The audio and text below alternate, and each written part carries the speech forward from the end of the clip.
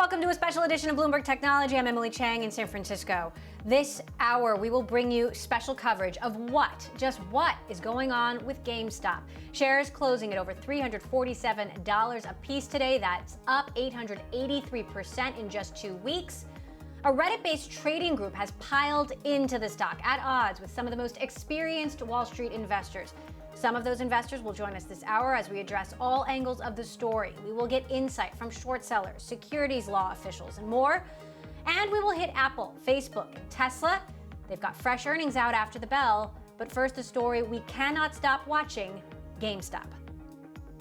They should have noted the fact that there was more shares of GameStop shorted than existed in the free market. When that dries up, they've got to go to other sources, and you've got the wisdom of the crowd or what's happening with retail investors. It's really been the printing of money by the central bank and the distribution by the government that's financed a lot of the activity. Adding to a losing trade is what caused them to have these egregious problems. It's something I don't think the regulators would have anticipated even 3 years ago, let alone 20 years ago. Historically, it's indicative of a bubble type environment, but it could go for a long time. Joining us now, my colleague, Bloomberg's Romaine Bostick, who's been following the market moves all day long. Yeah. Romaine, Melvin, Citron, the hedge funds that started this, pulled out of their positions today. Bankruptcy has been discussed. Meantime, nothing about the fundamentals of GameStop, to my knowledge, have changed. No. How did we get here? Well, it's interesting because this all started with fundamentals. You go back to 2019 and Michael Burry basically making a long bet on this company, the idea that at less than $10 a share, it was undervalued. A lot of other people came into the stock going long with the idea that there was a rebound here. The short sellers kind of appeared on the scene in force. You're talking about Gabe Plotkin over at Melvin Capital, and of course Andrew left at Citron. Once they got involved, and more importantly, once they made their positions public, that seemed to enrage a certain sort of corner of the day trading community, particularly this group on Wall Street Bets on Reddit, who basically very openly said, we're going to go after this. And they went after it primarily by attacking the options market. You had a stock here, remember, that had a large short interest, a small float, and a very active call option activity here that they were able to exploit to help push the price up. On the screen now, you're looking at the volume of GameStop shares, which actually have eclipsed names like Facebook, which reported earnings today, names like Tesla, which reported earnings today, 100 million shares trading versus something like 33. You have other names out there like AMC also getting pulled into this. Once a lot of these traders realize that they can manipulate the price of something like GameStop, they realize, well, we could do the same thing with some of these other heavily shorted stocks. So you had a name like AMC up 300% today. And in fact, that was your biggest volume mover across the tape. More than 1 billion shares traded on AMC today, a stock, quite frankly, that a lot of people had kind of left for dead, given that, it operates movie theaters in the middle of a COVID pandemic. You see an Express, of course, a retailer that was very popular with a certain generation, hasn't been popular for a while, until today, up 200%. Cost, a maker of headphones, got a tweet yesterday by David Portnoy basically saying that he was involved in this, and now that sent the shares up 480% today. And then you can, of course, see AMC there at the bottom of your screen, Emily, up 300%. Absolutely. And Romaine, David Portnoy are going to join us later in the show. Thanks so much for that roundup. Before we get to more on GameStop, I want to hit Facebook. Shares have recovered from their lows after hours. The social network beating estimates for fourth quarter revenue, but warning on growth this year. Deborah Aho Williamson is principal analyst at eMarketer. She's with us from Seattle. Deb, Facebook warning of, quote, significant uncertainty. How does that sound to you? Facebook talks a lot about uncertainty. I think on almost every quarterly call, there's something uncertain in their future. And yet what ends up happening in the following quarter is that they go past expectations. I mean, we've seen that quarter after quarter on almost a regular basis. Facebook definitely went past our own internal expectations for Q4 and our published full year forecast this year. We had predicted total revenue growth of about 14%, and instead it grew 22%. And on the user side, same thing. We had predicted about 9% worldwide growth in users, and Facebook saw user growth of 12%. So, clearly it's interesting. I mean, this is a company that has been able to weather the pandemic very, very well, and perhaps even benefit in some cases from the shift toward e-commerce that's currently taking place across the digital landscape as a result of the pandemic.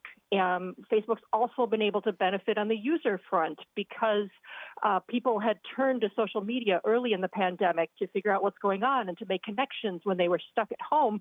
And unfortunately, those trends have continued. I mean, many people still are, locked down or in some type of lockdown, and they are turning to social platforms to engage and to find information. So, overall for us, I mean, this was a much better than expected quarter and, quite frankly, full year than we thought it would be. But, Facebook, despite what they say about headwinds, they seem to keep outperforming every quarter. And one of those headwinds, Deborah, is Apple calling out the changes that Apple has made to some privacy features. Deborah Aho-Williamson of eMarketer, thank you. I do want to move on to Apple now. Shares of the iPhone maker propelling Apple to a first for its latest quarter, sales topping $100 billion. Julie Osk, principal analyst at Forrester Research, with us now. Julie, a strong iPhone number, strong numbers in China. What are your headline takeaways? Yeah, so the headline takeaways is, as Deborah said, a lot of consumers still at home. Apple has a very robust product portfolio for those at the home, right? The more devices we buy, the more likely we are to buy services and then more devices. While overall retail we saw was down 2.5% in 2020, we expect it to grow 4% in 2021. When we surveyed consumers and asked them about how their spending during the holidays would be impacted during the pandemic, we saw about 1/3 of consumers say they would be spending less. And then more importantly, if you look at some of the services that Apple's offering, we've seen consumers say they're spending 30% more on media. So when you look at the Apple TV and music and the fitness subscriptions and the arcade, all of those, we expect to see our strong categories for Apple. And even when you look at payments in the pandemic, we've had 11% of consumers try contactless payments for the first time. So what is your outlook if Facebook's warning about significant uncertainty? What do you see for Apple for the year, given that, we are all working from home now, people are spending money on their devices, but it's anyone's guess what new normal looks like when we get vaccinated? So I think it is anyone's guess. I think certainly there's a question of, well, am I going to spend the money in a digital channel? Am I going to spend the money online? We're still seeing consumers want to go online and want to go into stores. And then I think the other thing that we look at, especially when we look at a company like Apple, more and more consumers are saying, I want to spend money with a company that represents my values. And privacy and consumer privacy has been always one of the the most important pillars of Apple's message to the market. And I think that's also going to play well with consumers in 2021 and beyond. All right, Julie Osk, principal analyst at Forrester Research. Thanks so much for giving us your headline takeaways. All right, coming up, back to our big story, and that is GameStop. The Biden administration says it is monitoring the situation. Will that be followed by swift legal and regulatory repercussions? We're going to ask a former SEC prosecutor, David Chase, next. But first, as we go to break, the short seller who touched a retail investor nerve with his GameStop call. Citron's Andrew left. This is Bloomberg. I cannot answer one more phone call. How are you? Are you okay? Are you in business? What about GameStop? Should I short it here? People I've not spoken to in 20, 30 years. This has captured the attention of the America and every trader and non-trader alike.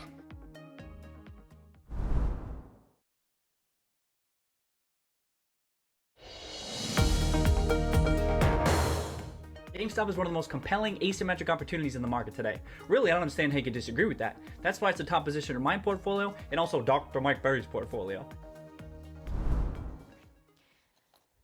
Meet Roaring Kitty there, or so he calls himself, who offers investment advice via YouTube, Twitter, Reddit. That clip was from last August, where he promoted GameStop as an underappreciated stock he started buying back in 2019. Now, this from last Friday.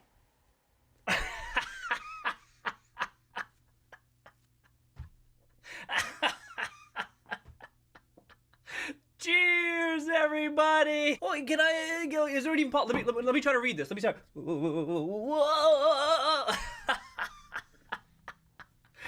Oh, damn! What a day! By our calculations, Roaring Kitty has turned a $50,000 or so investment into some $14 million, possibly counting. We have reached out to him for a request for comment. The question, of course, is anything illegal happening here? If a lot of people band together via YouTube, Reddit, Robinhood, etc., to drive the price of a stock higher, is that securities fraud? Joining us now, David Chase, former senior counsel at the SEC Enforcement Division. David, thank you so much for joining us. Is anything illegal happening here? Well, it depends. The SEC, I have no doubt, is going to be taking a look at this. There's certainly political pressure now, and given the attention and the stock rise in volume and the dynamics, I think they're certainly going to take a look. And the SEC has only so much that it can do. It has limited jurisdiction. You go back to the basic goals of the SEC and its mission, and that is to ensure fair and efficient markets, and also to ensure there's market integrity.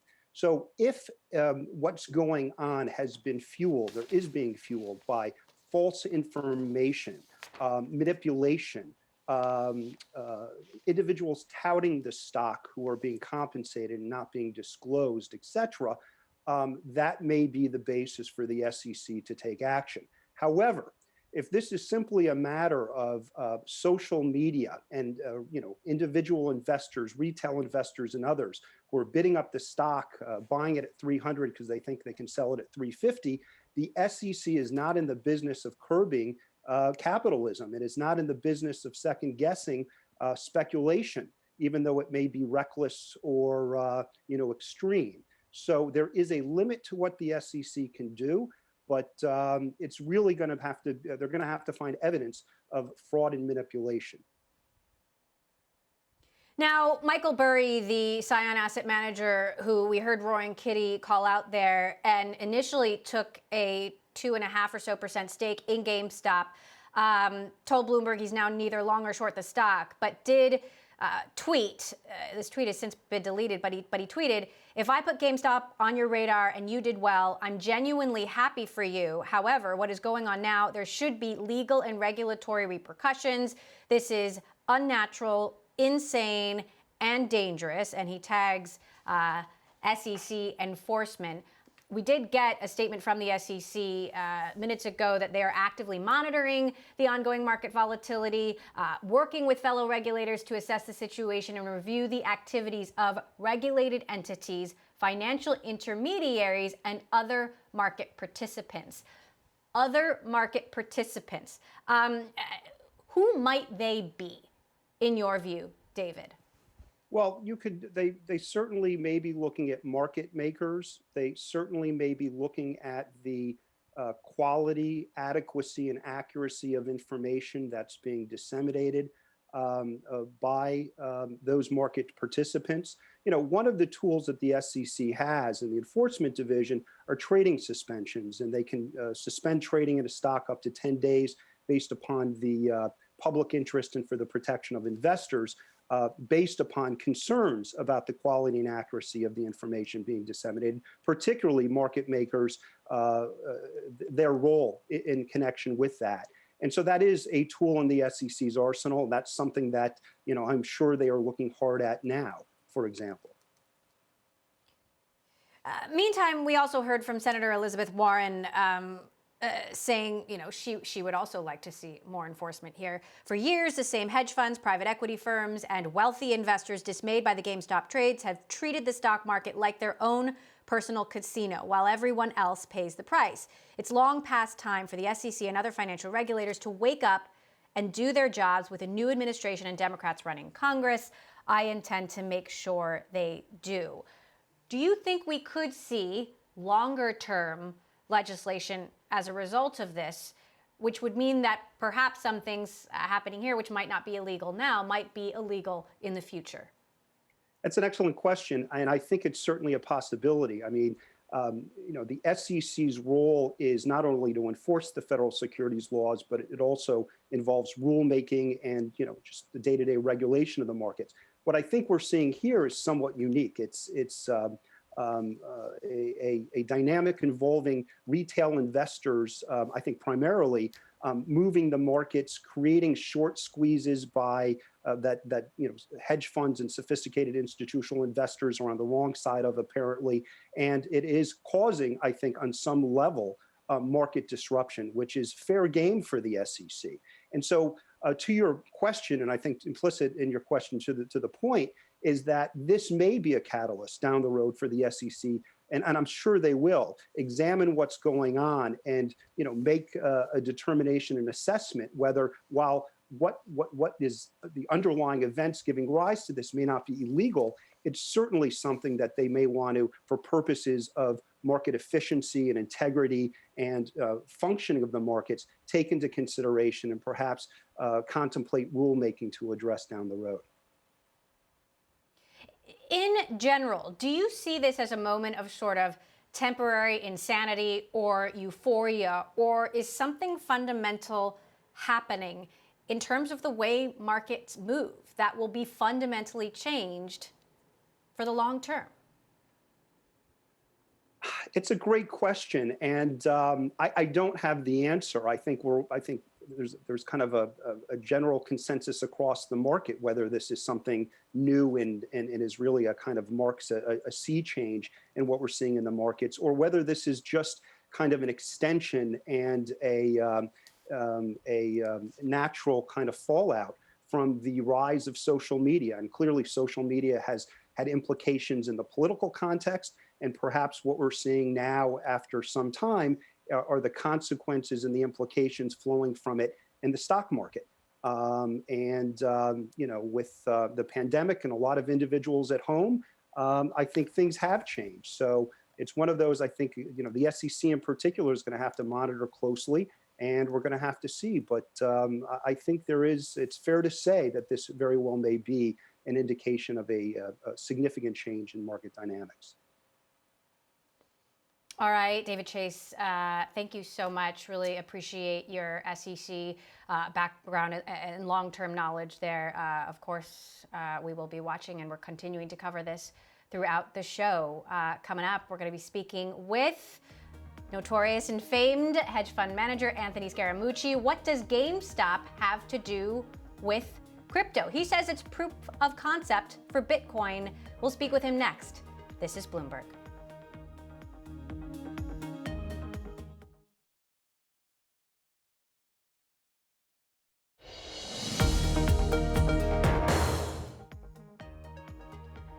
Hedge funds running for cover, all because the day trading group, Reddit-based day trading group Wall Street Bets, has piled into GameStop and more. Here to talk about it, Anthony Scaramucci, founder and managing partner of Skybridge Capital. Anthony, can't wait to hear what your take on this is. Do you see a fundamental reordering here in the hierarchy of who has the power on Wall Street? Well, I quipped this morning on Twitter that you're witnessing the French Revolution of finance, where the proletariat is rising up to change the order structure in finance. And they're able to do that because they have costless data, they have costless trading. And I think where David is right, the SEC's got to look at it, but they also have to make sure that there's symmetry and fairness between the bigger players and the smaller players. And so, to me, I think it's here to stay. And I think that it's proof of concept that as we go into the realm of technology in finance, you'll have further decentralization. And I can prove that just by the way I'm talking to you. I'm talking to you from my home, from my computer. I've now decentralized and miniaturized the studio. We're doing that with our money. We're doing that with investing. And that bee swarm that took over effectively GameStop is affecting AMC movies, is even affecting the Blockbuster liquidation stub, is not going anywhere. And if anything, it's going to proliferate exponentially.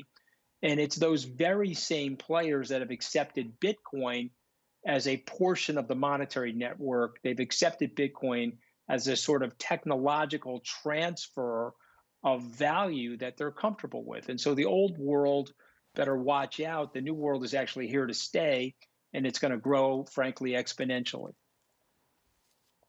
So as someone who's been on Wall Street for a long time, does this feel like a threat to hedge funds, to the business of hedge funds, or to someone who is a more, sort of traditional investor who's been around the block?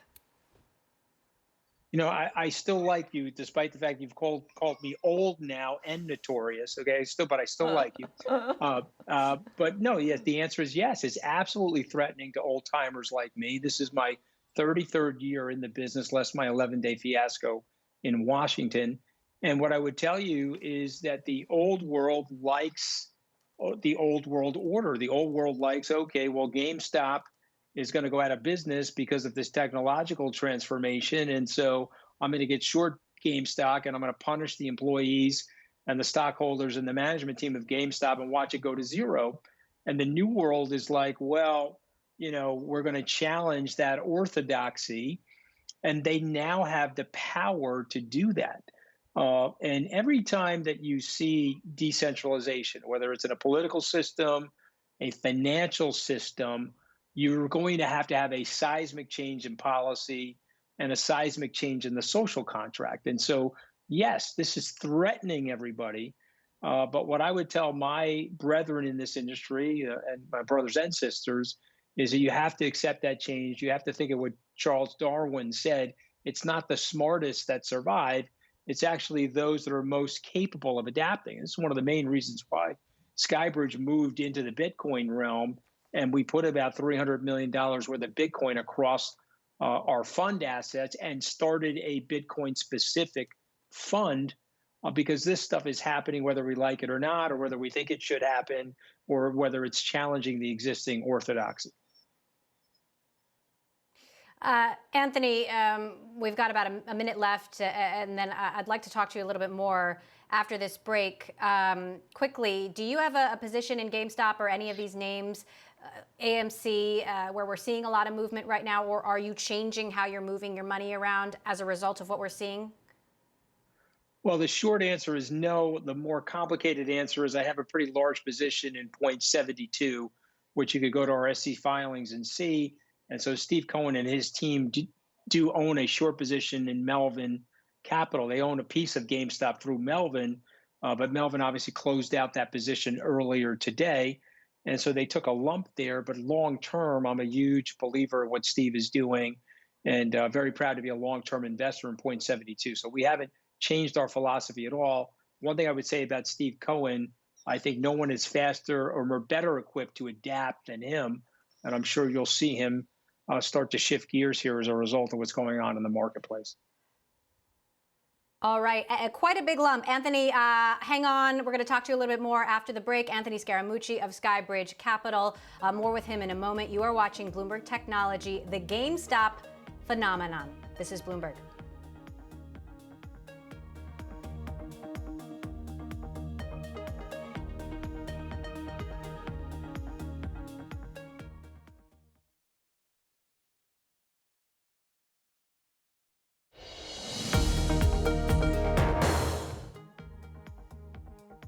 Welcome back to Bloomberg Technology, the GameStop phenomenon. I'm Emily Chang in San Francisco. GameStop shares hitting unbelievable highs for yet another day. As impressive as that has been, even more interesting, the movement behind the rise. Why is this happening?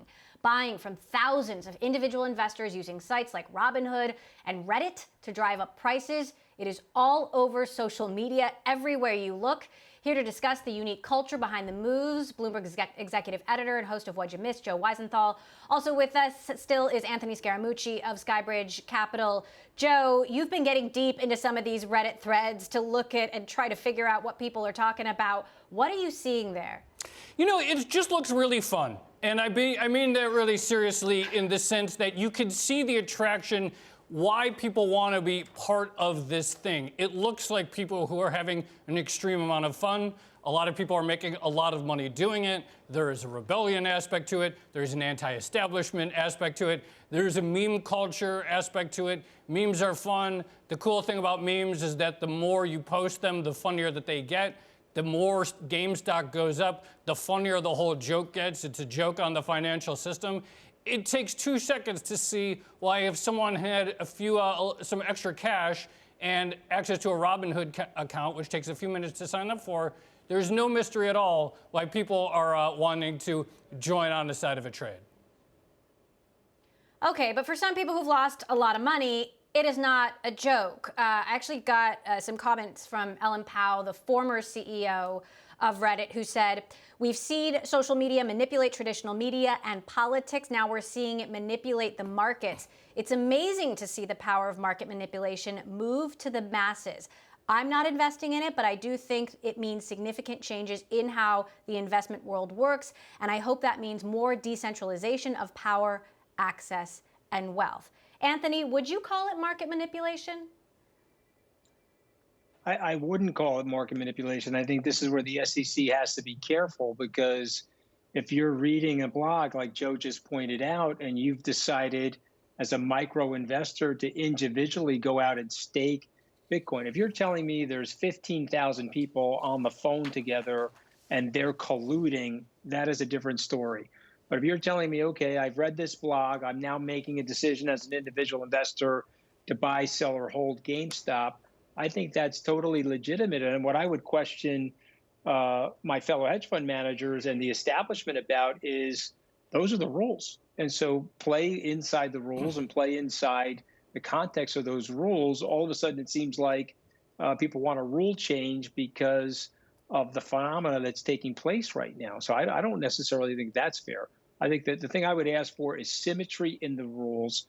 I don't see price collusive activity as much as I see individuals acting, and they happen to be acting contemporaneously, but it's not something that's preordained or premeditated. Joe, tell us a little bit more about who these individuals are. You know, look, I think it is a range of people. I think probably they skew young. They're people with extra cash. Maybe, you know, you have this phenomenon where a lot of people have compiled excess savings this year because they haven't been going out. They haven't been spending. Maybe they were the recipients of stimulus money. But I think, look, a lot of people in the last several days have received, especially in this industry, especially anyone who talks about markets, has probably received a text from someone in the last few days who is not in finance, who's like, what's going on with GameStop? Or two people last night texting me and saying they bought calls in AMC.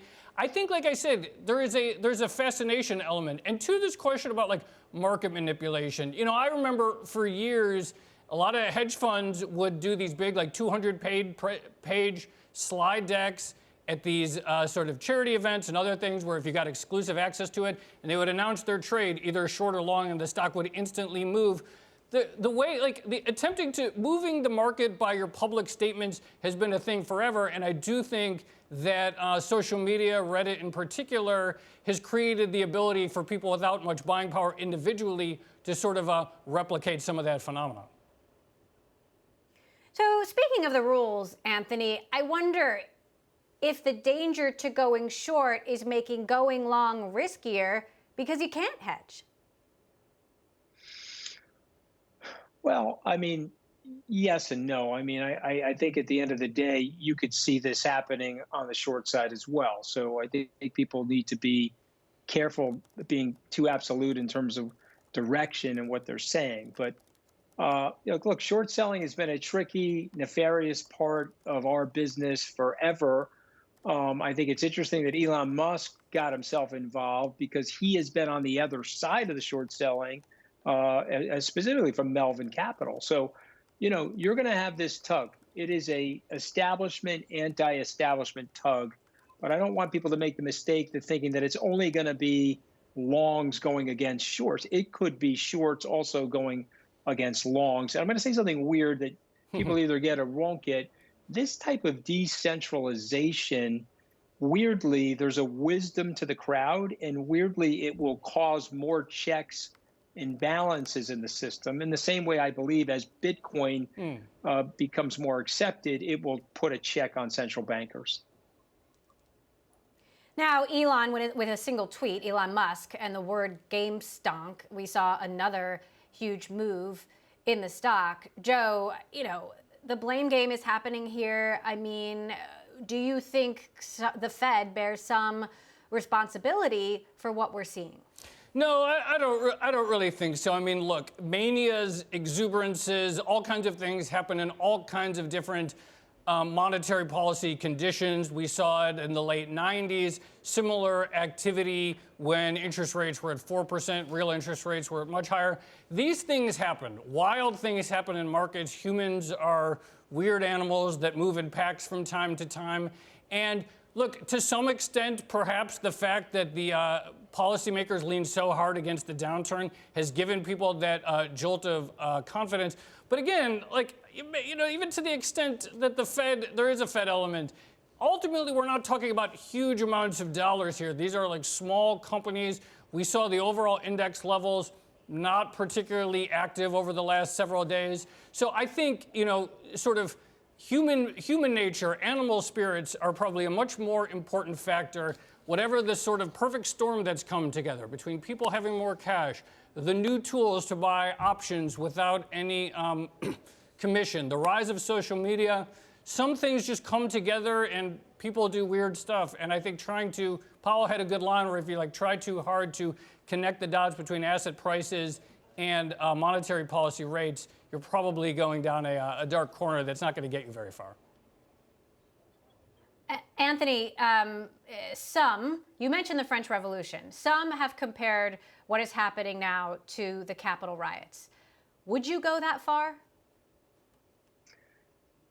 You know, I wouldn't go that far. I would say the Capitol riot is really over the line. I mean, that's full-on rule breaking and full-on lawlessness and sedition. So I wouldn't go that far. But I think if you're making the point that there are elements inside the society now that are rubbing up against the establishment, whether it's in the investment world, the political world, or other realms, I think that is clearly happening. And when that happens, if you study the arc of 5,000 years of human history, when you study that arc, when those shatterings start to happen, that means that a new world order is being remade before our eyes. And so there will be different rules in the political world, and there'll be different rules in the investment world as a result of this activity. But I do think that the Capitol riots, frankly, are sedition and a form of domestic terrorism that I completely denounce. The Reddit stuff, I think I'm in Joe's camp. I find it somewhat cheeky. And even though I've lost some money related to it, I think it's, you know, a little bit on the fun side. Just out of curiosity, Anthony, do folks at Skybridge keep tabs or watch what's happening on the subreddit Wall Street Bets?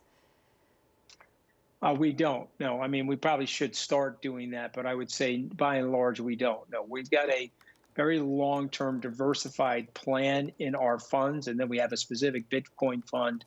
And so this sort of noise and this sort of activity is not really going to disrupt that long-term fundamental philosophy. But I think to Joe's point, I think I got to go look because I think it's entertaining. I got to go look now that Joe's brought up how entertaining it is. I'm going to go check it out. You got to check it out. I will.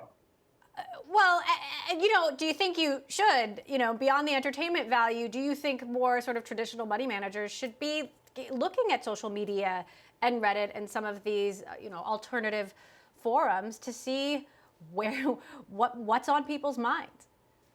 Well, listen, if you're in a trading philosophy, if you have a hedge fund that's set up to be frequency trading or trading, the answer is absolutely yes. But if you're in a long-term zone of thinking over 3 to 5 years and you're willing to have a long-term fundamental investment approach, I think it's noise, to be candid, but it is changing the game, and it will require regulators to rethink how the game is going to be regulated.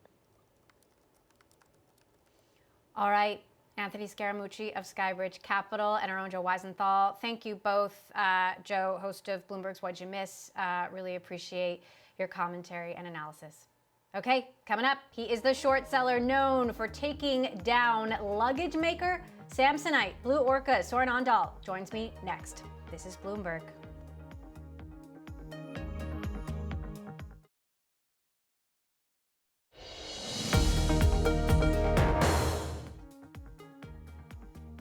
A reminder that it was about 6 days ago, short seller Andrew Left of Citron Research said GameStop is, quote, pretty much in terminal decline.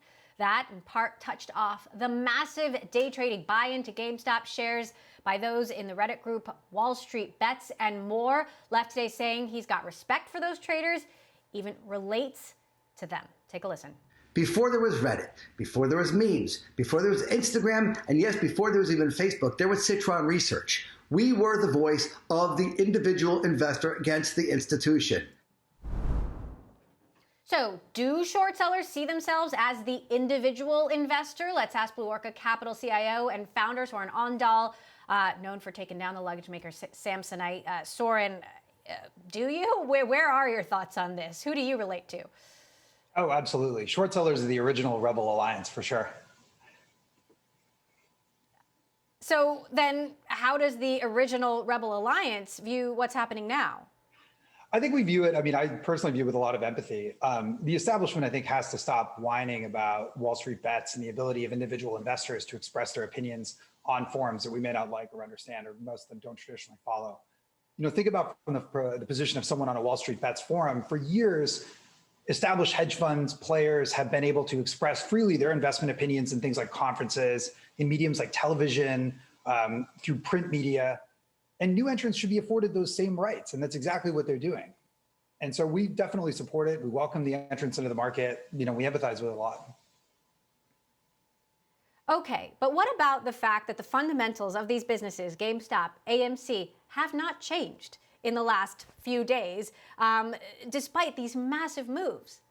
Nothing's different about the companies themselves. That's true, but that's a little bit of a red herring. It's not like the Wall Street Bets Forum has a monopoly on short investment calls, which are not based on the fundamentals. I mean, I'm thinking here about the situation in which an investment bank sees a stock price double and a sell-side research analyst goes home, readjusts the model to increase the price target by, double to match the stock price increase. In a situation like that, the business didn't change either, but we were all sort of comfortable as the establishment with a non-fundamental change in a sell-side research analyst stock price. We should be equally comfortable with it when someone makes good faith investment decisions and talks about it for non-fundamental reasons as well. So there's discomfort and then there's illegal. I mean, do you think that anything about what's happened here requires greater scrutiny from the SEC or some sort of enforcement action? I don't think so. I mean, we've seen this a little bit in the 90s with the Yahoo message boards. There's clear rules about what you can and can't do. Obviously, there's clear rules preventing you from, say, telling other people to buy while you're selling. But in the event, that's not really what's happening here. What's happening with the Wall Street Bets Forum is people are really expressing their good faith investment opinions about what they think is going to go up. And they're talking about their book. And I think that's what all market participants do all the time. And it's something that, we may be a little bit unfamiliar with the medium, but we shouldn't be uncomfortable with it from the point of view that it's just the great democratization of investment opinions in the market. So we were just speaking with longtime hedge fund manager Anthony Scaramucci, who's been in this business a long time. He said he's not looking at Wall Street bets or following what's happening on Reddit. Should traditional money managers be watching social media? And do you think they will start doing so after this saga? This is the way. Yeah, they have to. I think from, not necessarily for screening for ideas, although you do find occasionally like really well thought out in-depth pieces. I think more so just from a risk management standpoint. I think that if you're talking about a short book or you're looking at a prospective short investment, it's probably good to know, first of all, whether something's over 100% short interest, but also whether, it does have a large retail following. And this is a risk that I think the responsible manager has to take into account when they're building their portfolio. So how are you changing your strategy as a result of what's happened over the last few days? I mean, do you see greater risk with, some of the strategies that you've taken to this point? And are you going to be doing things differently? I mean, not particularly. Like our focus, for the most part is very international. And, what we're seeing right now with the Wall Street bets is a pretty localized phenomenon with respect to the US markets. And, to be honest, we're not shorting a lot of names where there's 100% short interest to begin with. It's part of the screening process that gets weeded out early. So it's not something that would have even been on our radar. But, there's always a balance between, how do you make these short-term investment decisions, but also trying to account for seismic and fundamental shifts in the market. And I think the trick is to kind of tell the difference, which one's which. Do you think that history will tell the story here? Is history just repeating itself, or are we seeing something fundamentally new? I'm kind of in the camp that history definitely will repeat itself. I mean, the history of the market is, one of series of euphorias, panics, manias, and they're not constant, but they are episodic, and they tend to come along just long enough so that everyone forgets about the one before. We saw it as far back for those market historians out there as the 1720s, the early 18th century market of something like John Law's Mississippi bubble. Is the whole market a bubble? I definitely don't think you can say that, but I think you can look at certain asset classes and you can see, based on the trajectory of history, how this will likely end. And that's kind of the approach we're taking. What do you think about how this will likely end? What happens to GameStop, AMC, Kodak, Bed Bath & Beyond tomorrow, a week from now? I think it's a fool's game to sort of predict short-term price movements, but I definitely know one thing. I definitely want to go to a movie theater when all this is over. So I assume we're going to come back to that business at least. You and me both. All right, Soren Ondal of Blue Orca Capital, thanks so much for giving us your unvarnished perspective there. Appreciate you stopping by. All right, coming up on this special edition of Bloomberg Technology, the GameStop phenomenon. He's one of the most watched tech analysts out there, and he's got plenty of thoughts about GameStop. Dan Ives of Wedbush Securities continues our special coverage. And oh yeah, he's got thoughts on Apple out after the bell as well. I'm Emily Chang. This is Bloomberg.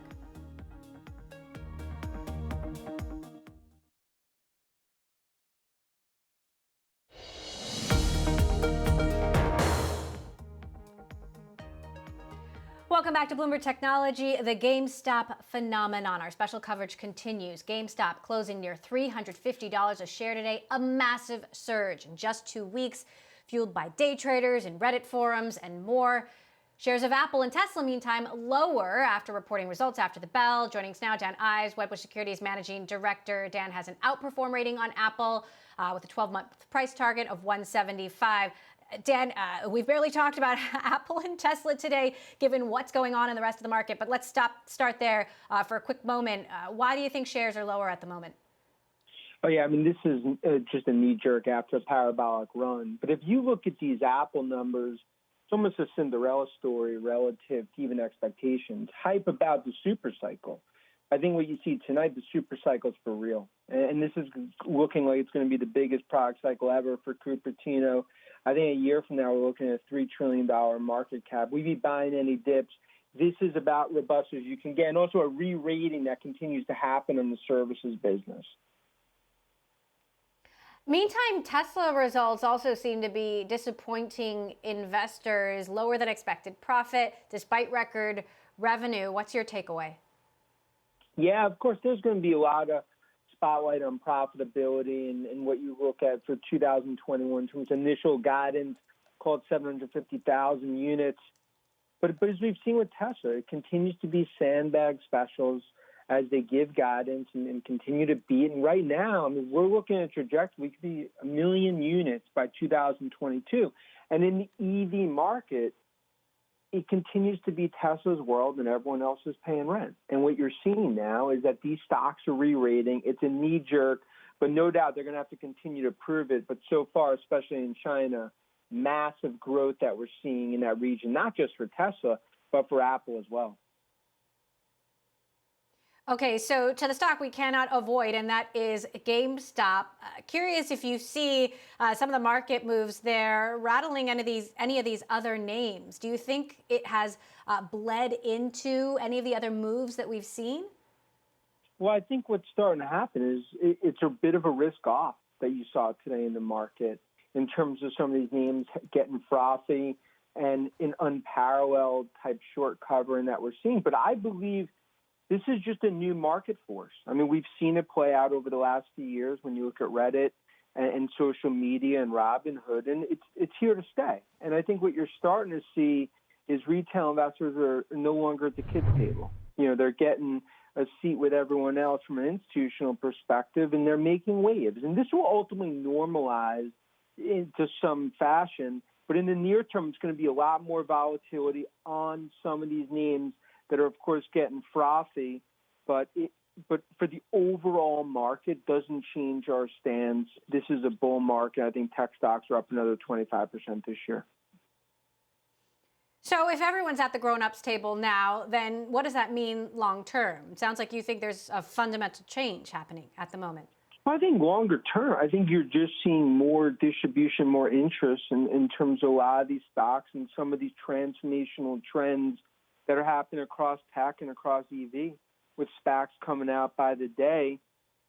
It's what I view as really a golden age for technology and some of these next-gen growth trends. And you're seeing more and more, of course, individual influence in a lot of these names. And this is something that it's not a fad. In other words, I don't view this as something that is going to go away. It's a market force that's here to stay.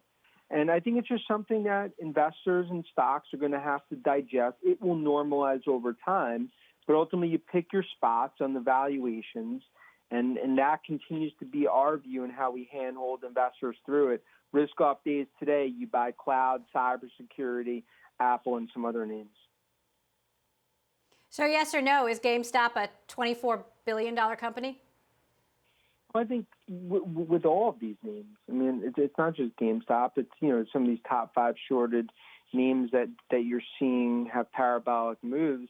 And it's ultimately the market and the bid ask that's going to, play out. But I do not believe this is frothiness for a confined group of names. Dan, we'll have to leave it there. Dan Ives of Wedbush Securities, thank you so much for joining us. That does it for our special coverage of the GameStop phenomenon. I want to thank our global television and quick take audiences. Bloomberg Television continues next. This is Bloomberg.